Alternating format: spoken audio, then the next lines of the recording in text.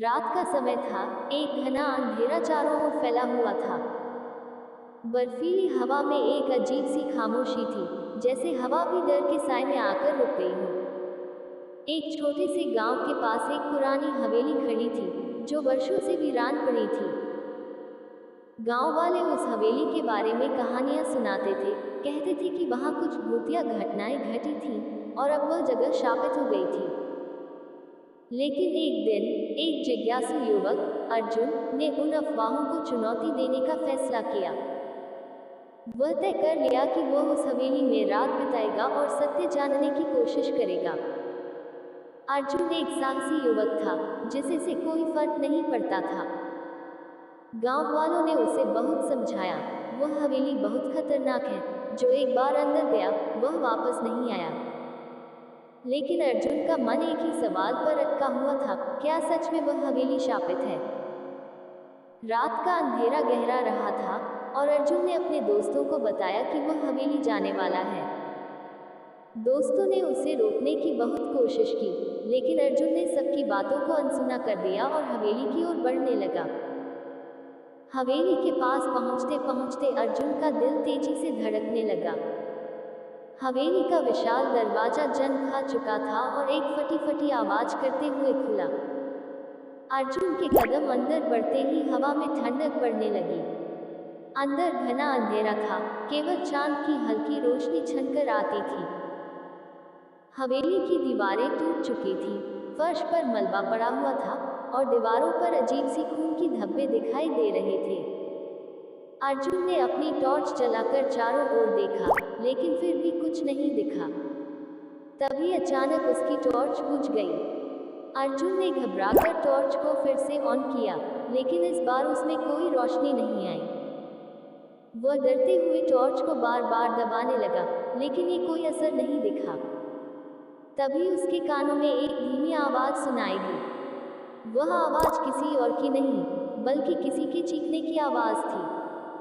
अर्जुन की रीढ़ में एक सिहरन दौड़ गई। वह डर के बजाय और उत्सुकता से आवाज की ओर बढ़ने लगा। जैसे ही वह आवाज के करीब पहुंचा, उसे एक कटी फटी छाया दिखाई दी।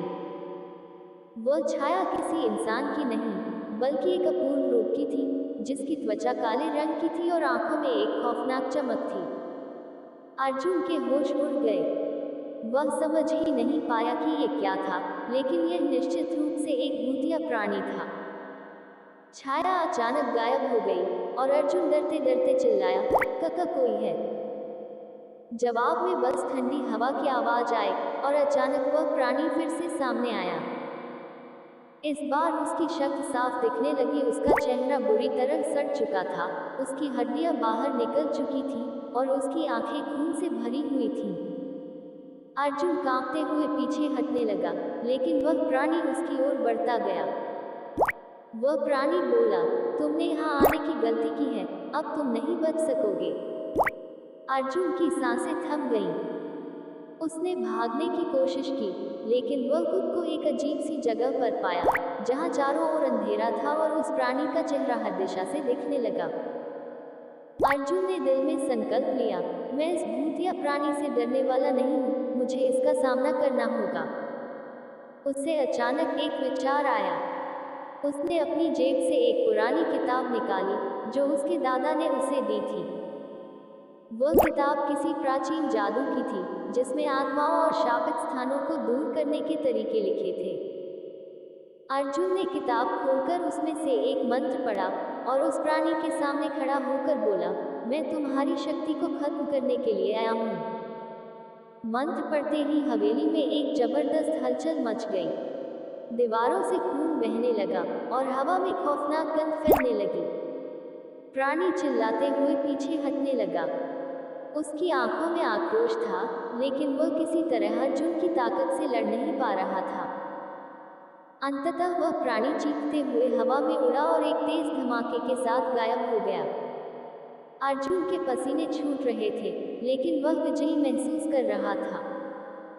उसने देखा कि हवेली की दीवारों से खून और गंदगी गायब हो चुकी थी और वातावरण कुछ शांत हो गया था। अर्जुन ने राहत की सांस ली, लेकिन उसने महसूस किया कि वह किसी और से नहीं, बल्कि अपनी बहादुरी से लड़कर जिंदा बचा था।